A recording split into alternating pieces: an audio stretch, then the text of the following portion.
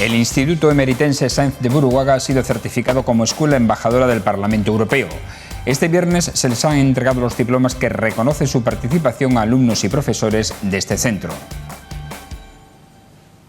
El Partido Popular presentará enmiendas a los presupuestos generales del Estado para la construcción del Museo Visigodo y un centro de alto rendimiento de piragüismo. Se presenta el Festival de Teatro contra la Violencia Machista, que incluye 4 obras y 30 funciones dirigidas sobre todo a núcleos rurales de la región. Durante este viernes y sábado se está celebrando en Mérida el Congreso de la Sociedad Extremeña de Diabetes, Endocrinología y Nutrición, que reúne a profesionales de estas áreas. El fin de semana tendremos tiempo estable con cielos despejados o poco nuboso y temperaturas que se mantienen sin cambios o en ligero ascenso en nuestras comarcas.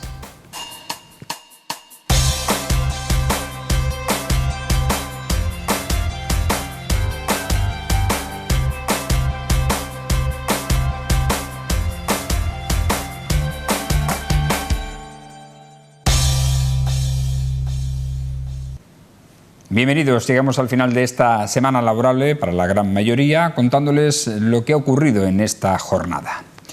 El Instituto Sáenz de Buruaga de Mérida ha sido certificado como escuela embajadora del Parlamento Europeo.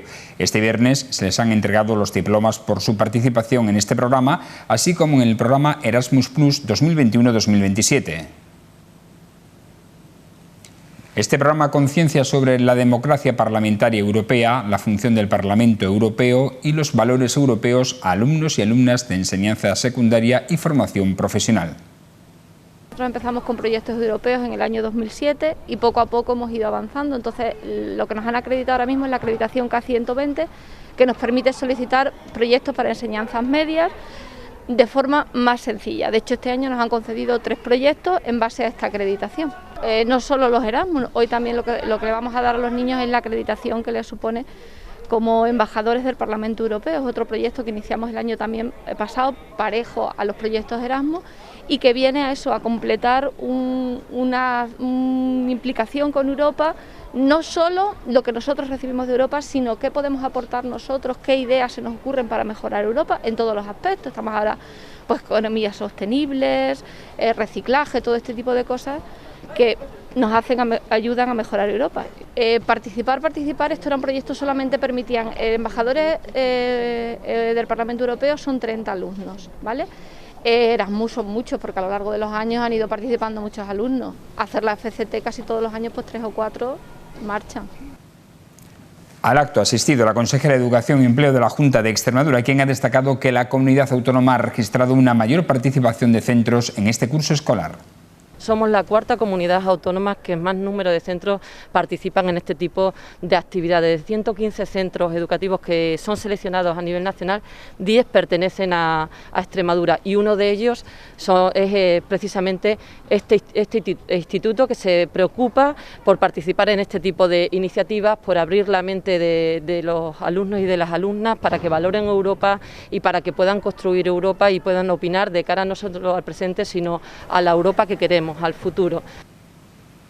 El Partido Popular presentará enmiendas a los presupuestos generales del Estado para 2022 para dotar partidas destinadas a la construcción del Museo Visigodo y un centro de alto rendimiento de piragüismo en Mérida por un importe que supera los 2 millones de euros. La de la construcción del centro de alto rendimiento de piragüismo y la del Museo Visigodo no van solo en una anualidad, sino que van en varias anualidades, y nosotros hemos solicitado para la anualidad del ejercicio 2022 1 millón de euros para cada una de ellas, y después un incremento de 50.000 euros en la ampliación de la dotación al consorcio y en la dotación del Festival de Teatro.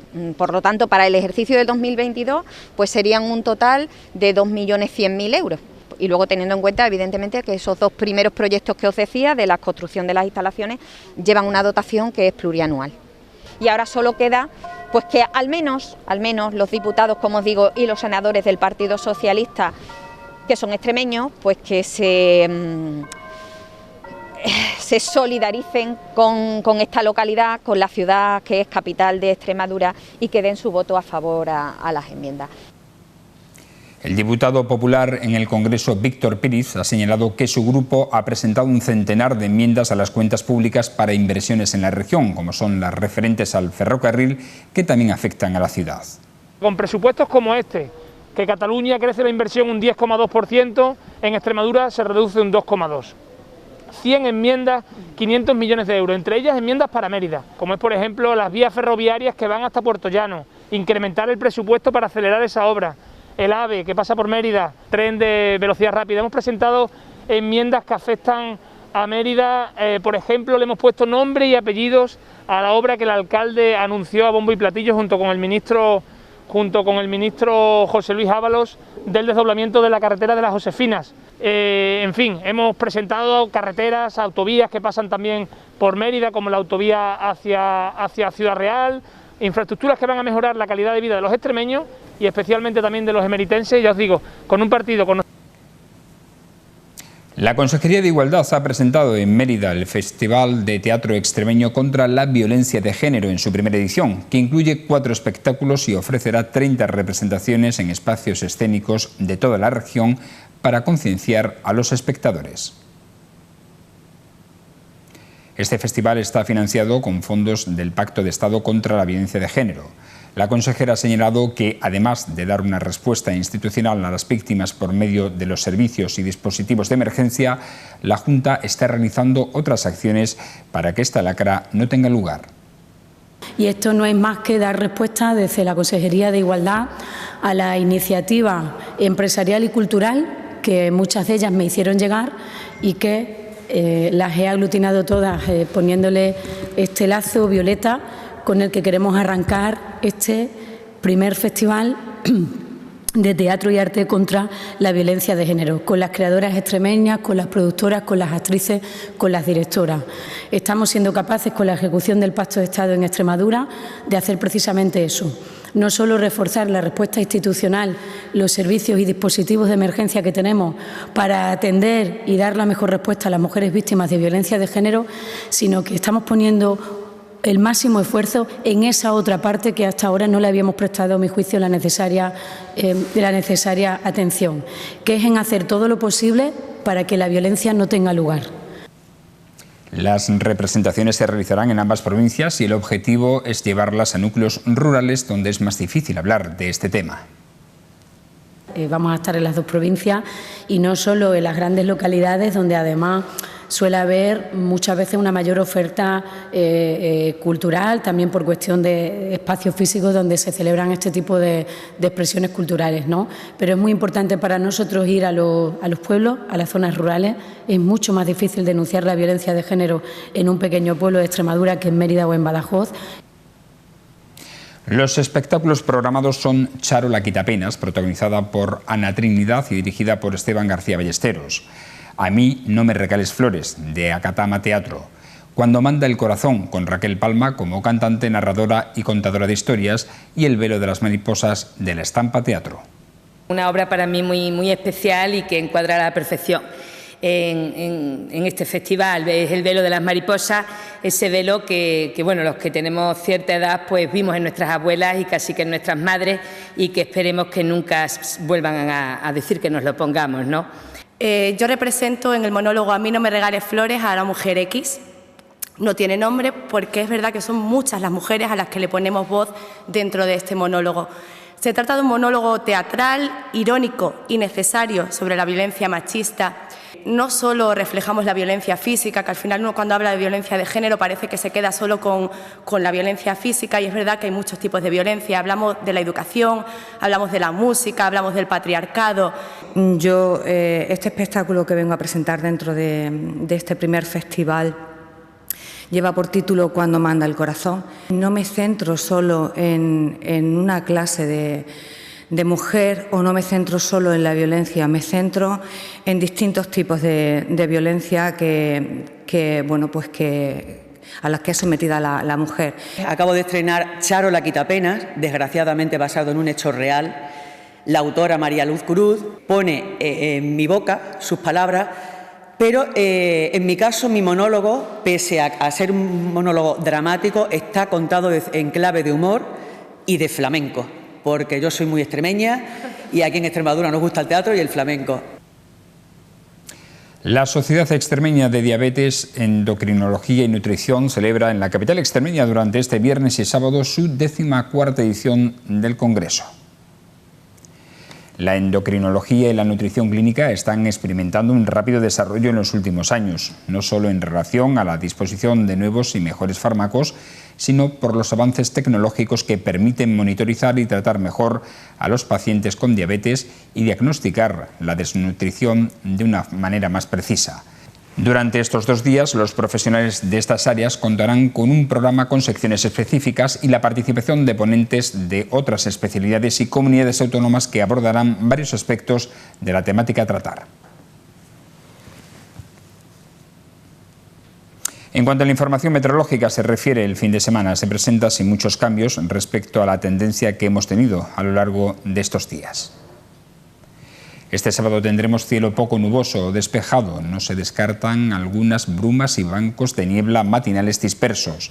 Las temperaturas sin cambios o en ligero ascenso, con termómetros que registrarán 4 y 21 grados en Mérida y 5 y 20 grados en Almendralejo. Los vientos serán flojos variables, predominando el nordeste y el este.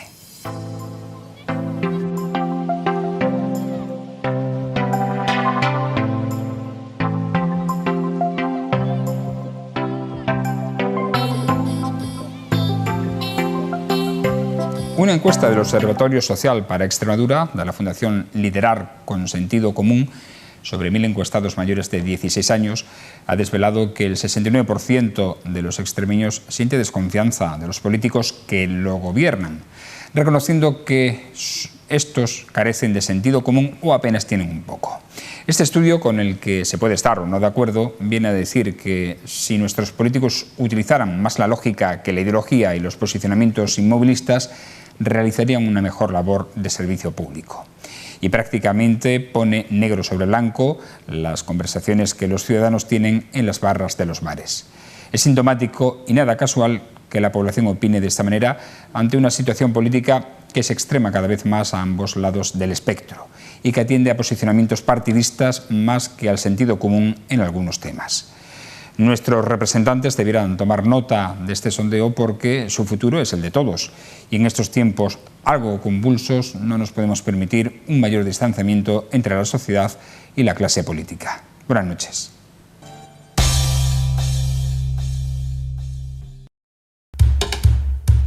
Los aceites vegetales usados deben ser reciclados. En Rograsa nos encargamos de recogerlos y reciclarlos de forma correcta. Deposite en nuestros contenedores sus botellas de aceite usado para contribuir a un mejor medio ambiente. Somos una empresa autorizada y certificada y disponemos de una red propia de recogida.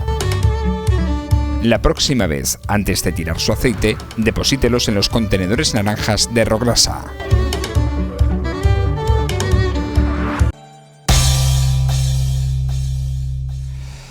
En esta última jornada de la semana, en este viernes, vamos, como siempre, a pasar por el tamiz de la opinión algunos de los asuntos más importantes, que no caben tampoco en el informativo, pero que merecen nuestra atención. Para ello, tenemos con nosotros hoy aquí, en esta jornada, a Rosaluz Fernández. ¿Cómo está? Buenas noches. Muy bien, bienvenida.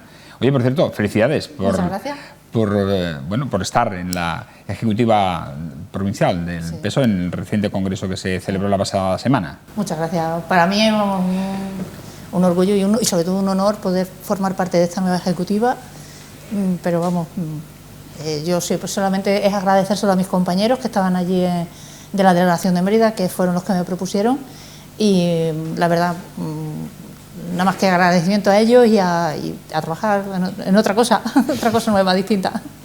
Muy bien. Irene Torres, ¿cómo está? Buenas noches. Buenas noches. ¿Qué tal? Muy bien, ¿cuánto tiempo sin pasar por aquí? ¿Cuánto tiempo? Sí, bueno, entre unas cosas y otras has tardado en venir, sí es cierto. Bueno, vamos a empezar hablando precisamente de política y de una encuesta que hoy nos ha sorprendido, digo con los resultados que ha obtenido. Se trata de la Fundación Liderar con Sentido Común, es un observatorio que ha realizado en Extremadura una encuesta sobre 1000 personas mayores de 16 años para opinar sobre el liderazgo político de quienes nos gobiernan. El observatorio se llama Observatorio Social para Extremadura, expectativas, miedos, alegrías y nuevas exigencias. Y en el mismo se dice que 7 de cada 10 extremeños, un 69%, siente desconfianza por los políticos que gobiernan en estos momentos. Y el 80% de los extremeños valora la honestidad de los políticos. También, en otro orden de temas, sobre las figuras que son referentes para los extremeños, los padres parece ser que es la máxima figura referente para los extremeños encuestados, el 40% así lo dice, los médicos un 12% y los profesores el 8%. De las figuras políticas, el 34% dice que es un problema, el principal que tiene el país. La incertidumbre tras la pandemia el 21%, la economía el 17% o el desempleo el 13%. Nos llama también la atención que el desempleo ya ha pasado, según este sondeo, al 4º lugar. Y hay una alta satisfacción por ser extremeños, según estos 1000 encuestados, según este sondeo que se ha presentado este jueves. Rosa, ¿qué opinión te merece esta encuesta? Poco creíble. Yo creo que aquí se apuntan. Yo me fijo, por ejemplo, en que un alcalde aquí da poca confianza y yo no creo que sea así. O sea, es que lo dudo, y más después de la pandemia que hemos sufrido, de la involucración que han tenido muchos alcaldes durante la pandemia para atender a sus vecinos. Ha habido muchos alcaldes que han atendido a sus vecinos, incluso llevándolos a hacerse las PCR a otras poblaciones porque son municipios pequeños. Y yo creo que esto no es tan cierto como se expresa aquí. Tal vez me equivoque, pero no creo que sea así. De hecho, hay muchas personas que son valoradas dentro de su población como alcalde, y no me estoy refiriendo a ninguna en concreto, ni a ninguna de ningún signo político, ni nada de eso, simplemente a la figura del alcalde. La persona que desempeña esa función es muy valorada por sus vecinos y eso se demuestra en las elecciones, con lo cual confianza deben de tenerle.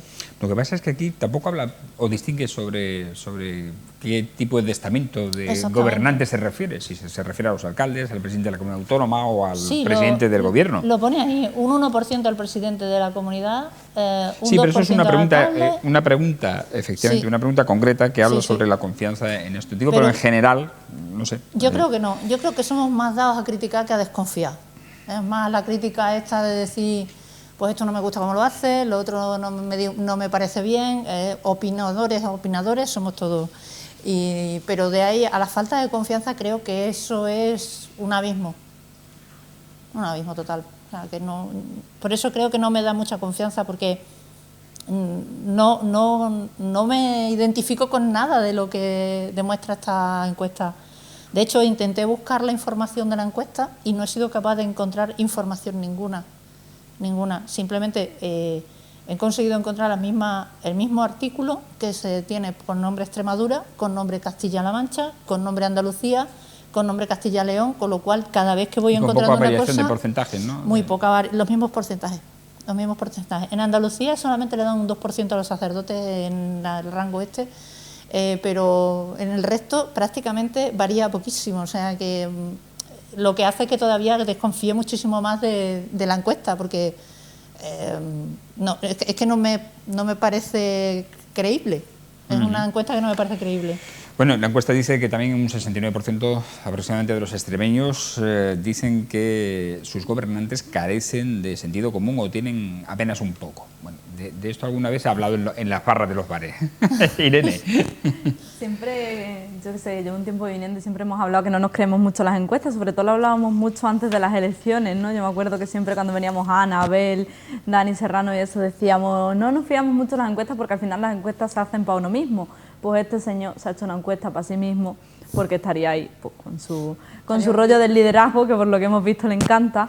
Yo sí creo que desconfían de los políticos, pero no creo que se desconfíen de un alcalde concretamente o de un presidente concretamente. Creo que sí hay mucha desconfianza en lo que viene a ser el mundo, en la clase política y en el mundo de la política.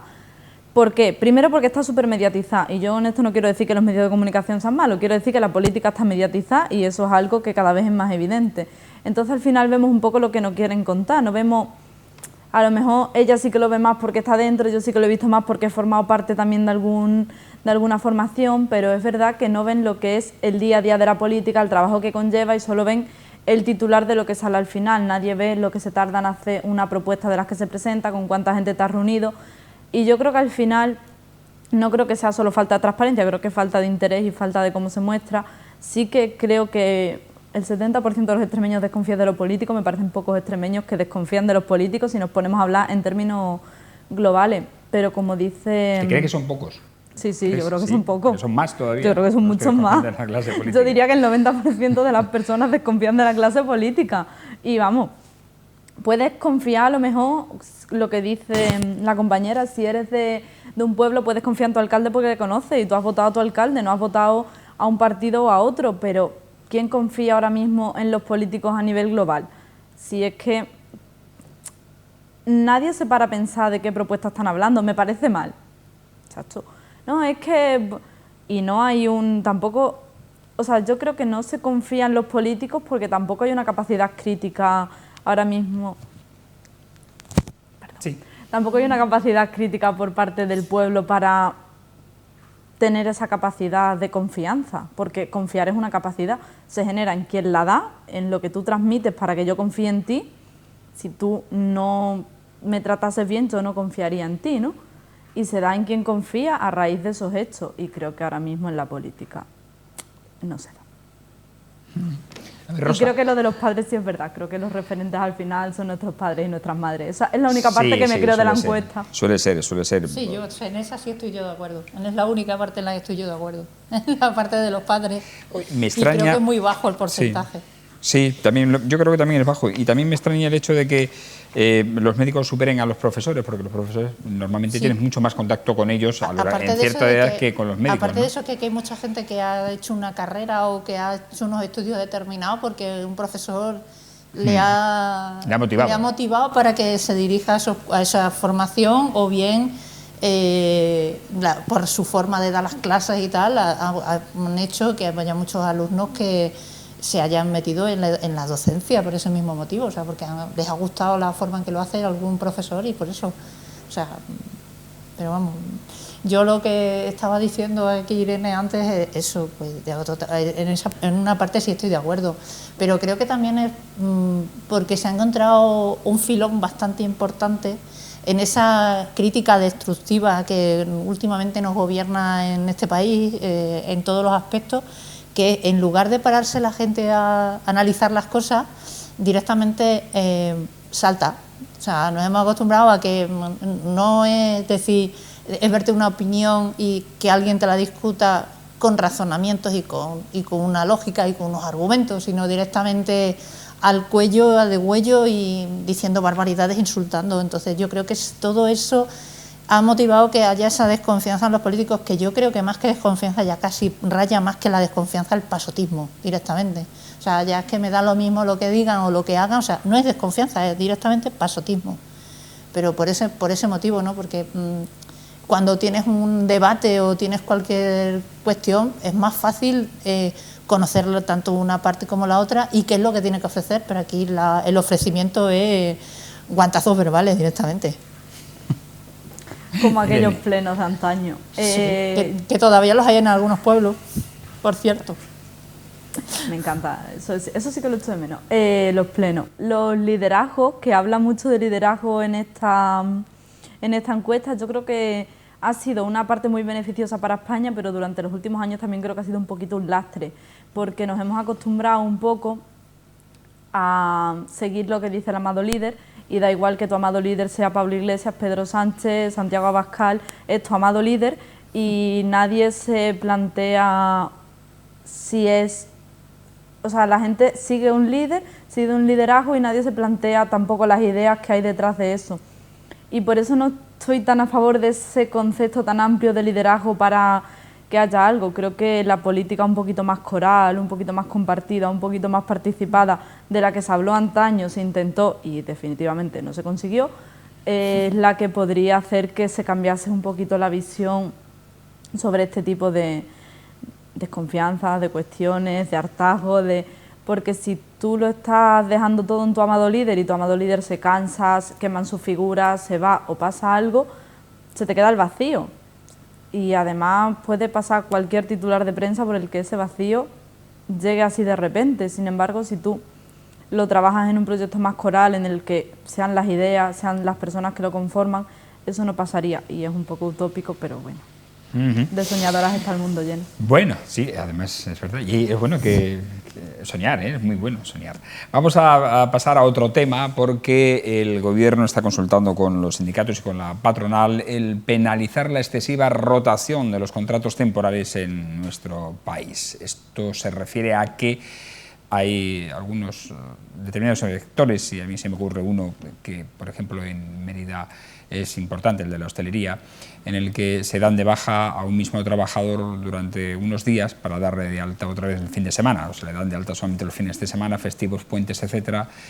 Y para evitar esta temporalidad, que en España está en torno al 24%, el Gobierno propone una penalización en las cotizaciones a la Seguridad Social que podrían ascender hasta los 90 euros. ¿Cómo veis esto, Irene? Pues yo lo veo necesario, porque además creo que en el sector de la hostelería, como mencionas, pero en otros muchos sectores, durante los últimos años hemos visto muchas manifestaciones de interinos, que si le daban el alta a la baja, que si al final era una cosa o la otra, que también se está regulando ese tema. Hemos visto como empresas públicas como Correos también tiraban mucho de ese sistema de te contrato un par de mesecitos, te quito otro par de mesecitos, voy a calcular que el día exacto en el que te vuelva a contratar, y yo creo que se ha abusado tanto de este tipo de contratos que o se regulaba o al final lo único que estamos creando es cada vez trabajos más precarios. Bueno, la reforma laboral evidentemente fue un lastre para esto, pero centrándonos en el tema de los trabajadores temporales, yo creo que se ha pasado de tener un trabajo fijo para toda la vida, como a lo mejor la generación de mis padres o mis abuelos, ahora que la temporalidad es lo que marca nuestra vida. Y bueno, la temporalidad lo que hace es que no te quieras comprar una casa, que no tengas claro si quieres tener hijos, que no te centres... Que no puedes hacer un proyecto de vida. No puedes hacer un proyecto de vida, claro, en global. Bueno, y Rosa, ¿qué opina? Estoy de acuerdo con lo que dice Irene. A ver, que el tema es que tenemos muchos instrumentos dentro del ámbito laboral para poder regular las contrataciones y siempre se opta por las más perjudiciales. Siempre se opta por la más perjudicial. Porque ese tipo de contratos, por ejemplo, de hostelería, sería tan fáciles como marcarlos dentro de un fijo discontinuo. A ver, digo hostelería porque sí, es un sector que normalmente se suele hacer, pero es extensible a otros sectores, evidentemente. No criminalicemos la hostelería. No, pero que cabrían perfectamente dentro de un fijo discontinuo, con lo cual a la persona le da una cierta estabilidad y tú solamente como empresario únicamente lo tienes que llamar para que vaya a trabajar los días que necesite ir a trabajar. Entonces, creo que se abusa sobre todo de las contrataciones, y ya no solamente eso, sino también en la forma en que se contrata muchas veces a la gente. O sea, te contrato temporalmente a media jornada cuando me tienes que desempeñar el trabajo a jornada completa. O sea, es que hay muchos abusos, en las contrataciones se están realizando muchos abusos en muchos sentidos. Sueldos bajos, la mayor parte, o sea, porque lo que se intenta es reducir costes empresariales con ese tipo de contrataciones. Al final, el perjudicado es la persona, porque, como decía Irene, no te permite hacer un proyecto de vida, pero es que tampoco te permite hacer muchas cosas, porque si tú necesitas comprarte una casa o comprarte un coche y vas a pedir un crédito, tienes muchísimas más dificultades. Si con tu contrato es a tiempo, es por tiempo temporal, es un contrato temporal, que si es un contrato indefinido o un contrato con una continuidad en el tiempo. O sea, la diferencia es bastante importante. Incluso a la hora de, yo lo sé porque a mí me lo han comentado personas que se han visto en esas situaciones, que si tú vas con un contrato indefinido tienes te ponen un porcentaje, y sin embargo si vas con un contrato que no es indefinido, sino que puede ser temporal, aunque sea a largo plazo, aunque lleve 5 o 6 años, pero acumulando contratos. Exactamente, por ejemplo, una interinidad, es superior el porcentaje que te pone el banco luego a la hora de hacer los cálculos, con lo cual se está perjudicando mucha gente cuando existen instrumentos, que es lo que digo, existen instrumentos dentro del ámbito laboral que permitirían reducir esa temporalidad de alguna forma y que le darían más estabilidad a los trabajadores dentro de su puesto de trabajo. Pero también hay que entender que es más fácil manipular a las personas cuando se encuentran pendientes de que les llames para trabajar y no de que les des un telefonazo que mañana vienes porque tienes un contrato fijo discontinuo. Bueno, los hoteles sí suelen tener esa figura de fijo discontinuo, ¿no? Por los que trabajan sobre todo por temporadas, ¿no? Sí, es que es mucho más fácil para ellos a la hora de llamar a cualquiera, porque no tienen que hacer una selección de personal, no tienen que buscar a nadie, simplemente tienen el listado y ya tiran, pero en muchos sitios no es así. Bueno, es uno de los problemas precisamente del mercado laboral, ¿no? La alta temporalidad de los contratos. Has sacado tú antes el tema, y yo creo también que debemos tratarlo aquí, sobre esa intención del gobierno de a los empleados públicos con 5 años pasarlos a ser funcionarios. A ver, esto ha creado un malestar entre los funcionarios, porque claro, dicen, ostras, un tío que es temporal, con 5 años, sin sacar una oposición, sin haber estudiado, pasa a ser funcionario directamente cuando... Y no solo los funcionarios. Cuando yo he tenido muchísimas dificultades para poder alcanzar esa plaza. Tal como está diseñado, no solamente los funcionarios, también los laborales y los opositores, sobre todo. Sí, evidentemente. Sí, yo creo que la gente con más malestar ahora mismo son los opositores, porque llevan a lo mejor años preparándose. Claro. Y es cierto que esas personas también tenían una inestabilidad que además se la proporcionaba la administración, que se supone que tendría que darte la estabilidad. En esto de la temporalidad también tenemos que hablar mucho de la administración, porque ha cometido muchos errores, y de ahí estos errores. Sí. Esto se legisla en base, o sea, ahora mismo la administración se está legislando a sí misma en base a los errores que ha cometido la propia administración. Es decir, que se está riñendo a sí misma, como, pero ¿por qué has hecho esto, nena? Y es un poquito lo que se está haciendo la administración a sí misma. La administración superior a la más pequeña y la más pequeña a la superior, porque la han hecho desde el Estado a los ayuntamientos, a la Junta y yo creo que a todos los parlamentos, porque creo que la norma es a nivel nacional. Sí.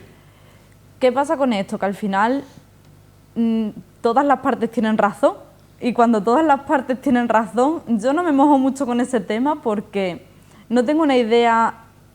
Es que como todas las partes tienen razón, el que llevan 5 años trabajando ahí tiene razón, pero es que el que está opositando también tiene razón. ¿Cómo legislas cuando todo el mundo tiene razón? No lo sé. Yo he podido ver el documento de acuerdo de las distintas... Lo he visto esta mañana, lo he visto solamente por encima. No he podido... He visto tanto el de las enmiendas que se han presentado como el de las acordadas. Y evidentemente va a ser un estropicio, vamos, para empezar. Se aplicaría solamente a los puestos de personal funcionario, el personal de carácter laboral, que también está en esa misma situación, no entraría. Se haría por concurso, los que llevan. Yo creo que es el mayor número, ¿no? ¿Hay más laborales en esa situación de interinidad que funcionarios o no? Depende de la administración. Depende de la administración. Por ejemplo, en administración autonómica hay más personal funcionario, depende del área también, pero la mayoría son funcionarios. Pero, por ejemplo, a nivel municipal, que además les hace un estropicio grandísimo, la mayor parte del personal que se encuentra en esa situación son laborales. Y no solamente que sean laborales, sino que son laborales de más de 55 años en muchos casos, y más de 50 años en muchos casos. Entonces, eso es bastante complicado, es hacer encaje de bolillo directamente con la normativa esta. Por lo que he visto es que aparte todos los que estén con contratos anteriores al 2016 serían los que entrarían con un concurso, o sea, tendría que hacer un concurso. Es que partiendo de cómo tendría que hacerse todo, cómo se tendría que hacer la selección, aparte de la selección vía concurso-oposición, y la premisa además que se ponía, que en el caso de que no se aprobara tenían que indemnizar, es que podía salir la torta un pan directamente. Es que tú tienes a una persona que lleva 25 años en un puesto de trabajo, que los hay, porque por ejemplo en nivel municipal se da mucho el caso, 25 años, le dice que se presenta un examen, que le quedan 3 años para jubilarse a lo mejor ya, te suspende el examen porque se quita del medio, se lleva una indemnización por prejubilación, se va a su casa, esos 3 añitos está en el paro y tal, cobrando y tal, y se queda en su casa y ya aquí paz y después gloria, pero tú tienes que contratar al otro que ha salido y te cuesta la indemnización de uno más el coste del salarial del otro, o sea que es bastante complicado eso, sí. Yo creo que el tema laboralista en general es complicado porque siempre en el tema laboralista siempre hay alguien que pierde Y es verdad que siempre tiene, o sea, como premisa máxima en los juzgados laboralistas, siempre tiene la razón el trabajador, y yo creo que eso hace que muchas veces no se estudien los casos concretos, porque yo creo que no es lo mismo una Junta de Extremadura, una Junta de Andalucía, con su personal, con su presupuesto, que un ayuntamiento de un pueblo chico, no digamos nombres para no generar conflictos. Entonces, al final, yo creo que igual que no es lo mismo una empresa que lleve a Amancio Ortega que una empresa con 5 trabajadores. Y al final tú legislas igual para la empresa de Amancio Ortega que para la de 5 trabajadores, que evidentemente no puede asumir los costes, asumir las cosas, y tú legislas igual ahora mismo con esta norma, según lo que he leído, que lo mismo lo he leído un poquito por encima y tampoco he tenido mucho tiempo, estás legislando igual para un ayuntamiento que para una Junta de Extremadura, que para un congreso, que para las empresas públicas, sí, para todo, cuando evidentemente ni tienen los mismos presupuestos, ni la misma capacidad, ni la misma solvencia. Pero, como hemos dicho antes, es imposible tener a todo el mundo contento.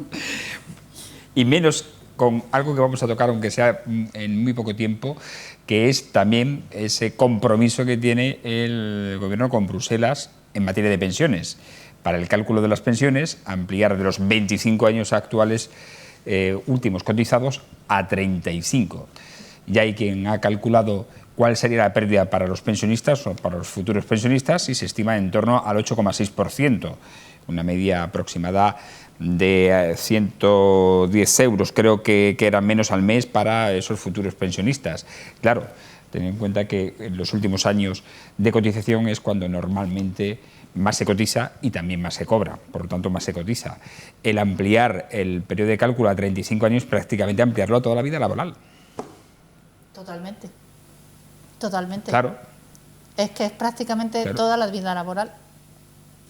Vamos. Con suerte quien la tenga, teniendo en cuenta la temporalidad de la que hablábamos antes. Pero imaginaos los futuros, sobre todo pensionistas, las personas de 30 y tantos años que se han incorporado tarde al mercado laboral, que además en una situación precaria en la mayoría de las ocasiones, estamos hablando antes de los contratos de interinidad, pues lo que le bajaría la pensión. Pero en un futuro. Es que es así, o sea, bueno, lo único que da ahora mismo, por lo que yo he podido ver solamente un poco por encima, es eso, que lo que te permiten es darte las opciones de te pongo Guatemala y Guatepeo, y ahora elige cuál te gusta, ¿no? sí. Elige Guatemala o Guatepeo, pero a ver, es que estirarla a los 35 años, es que vamos, yo creo que lo han hecho con toda la intención del mundo de que a partir de los 40 la gente empieza a cotizar directamente, porque es que es la vida laboral completa. Todo, desde que empiezas a trabajar hasta que te jubilas prácticamente. Exacto. Es una barbaridad. Y a ver, aquí hay muchos casos de gente que a lo mejor sus últimos años han sido peores porque han pasado, han sufrido algún ERTE o algún despido, o la empresa se ha cerrado y se han ido todos a la calle, y los últimos años a lo mejor son de chancleteo, de cobras el paro, luego las ayudas, luego cobras no sé qué, que también hay muchas personas trabajo eventual que están en esas 50 y bastante y 60 años que se ven en esa situación. Por eso lo digo, porque a lo mejor han estado muy bien hasta los 45, a los 45 han tenido la mala suerte de que su empresa ha cerrado o se han visto despedidos por cualquier circunstancia, y a partir de los 45 vienen chacleteando paro, ayudas de una clase, de otra, yo qué sé, algún trabajo eventual de los planes estos de empleo que tienen los ayuntamientos, que bien tienen los ayuntamientos normalmente, que son para 6 meses, como mucho un año, y eso no les va a favorecer luego a posteriori en esto. Máxime si ha estado antes de los 45, porque vamos, se le va a quedar la vida laboral que van a poder cotizar, va a ser de la parte en donde menos ha cobrado. Efectivamente. O sea que... Yo tengo claro. Es una cosa difícil, ¿eh? Sí, vaya 3 temitas que hemos sacado hoy. Sí. Porque la vida es así, porque venimos aquí muy flower power, pero la vida no. La vida y la política, pues es jodida, es así, perdón por la palabrota. Yo es que no sé mi generación cómo va a llegar a las pensiones, cómo las va a conocer. No sé si de aquí a 5 o 6 años estallará todo un poco, habrá otra pandemia, otra crisis, otro... Entonces es un tema que entiendo que preocupa, entiendo que además Bruselas el poli malo del asunto, que el gobierno de turnos, sea de la índole que sea, intenta ser el poli bueno y que al final los números no dan porque simplemente es que la pirámide poblacional no da, es que es una cuestión matemática. ¿Se podría repartir mejor el dinero? Por supuesto, pero eso no va a pasar. Entonces, ¿qué nos queda? Esperar que 5, 6, 7 años la cosa cambie, el sistema cambie, si es que cambia, porque si no mi generación no es que vaya a tener una mala pensión, es que no va a tener pensiones. De todas formas, habrá que tarde o temprano afrontar una reforma de las pensiones. Hay quienes dicen, y sobre todo las asociaciones de jubilados y pensionistas, que la seguridad social, el sistema es rentable por sí. Lo que hay que sacar son aquellas aquellas pensiones no contributivas, en fin, aquellas otras que debieran sufragarse con cargo de impuestos directamente o vía impuestos y no con el sistema de pensiones. Hombre, ahora estamos en un momento bastante bueno, con 20 millones de activos. Es que antes estaban con cargo de impuestos. Es que antes estaban con cargo de impuestos. Y ahora va todo al mismo sitio, a la hucha. Las pensiones no contributivas no estaban dentro de la hucha de las pensiones. Las no contributivas siempre han estado fuera. No sé, si ahora están dentro de la hucha de pensiones, No están. es porque se han metido dentro de la hucha de pensiones, pero esas pensiones estaban antes con cargo de impuestos, porque no tienen la misma categoría, por así decirlo, entre comillas.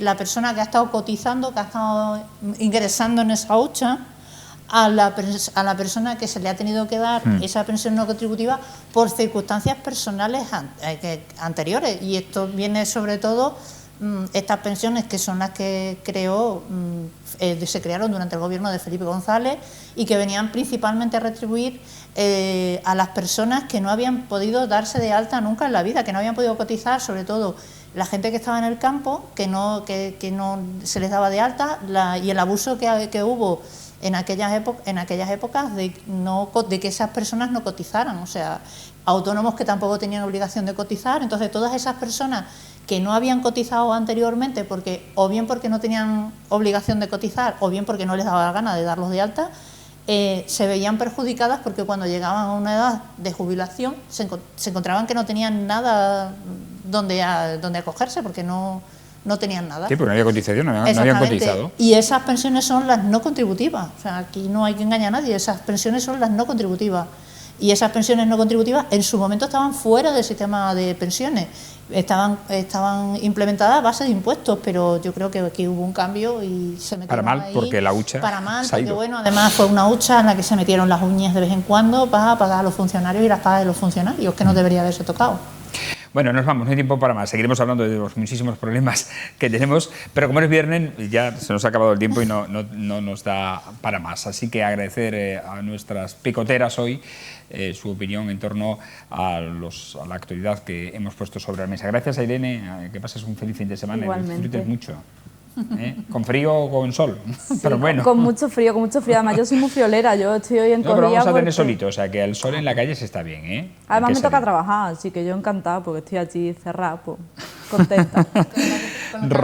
Rosa, lo mismo, que disfrute mucho del fin de semana. Muchas gracias, igualmente, que ahora ya se puede ir disfrutando un poquito más de los fines de semana. Sí, así lo haremos. Bueno, señores, nos vamos, se nos ha acabado el tiempo. Regresaremos el próximo lunes en torno a las 10 menos 25 de la noche, tanto en la TDT, en la televisión, como en las redes sociales y también en la página web. Digo televisión por la televisión que se ve, pero realmente de antena, pero televisión es todo, evidentemente, los medios digitales, lineales y no lineales. Así que nos vemos el próximo lunes. Hasta entonces, buenas noches y sean felices.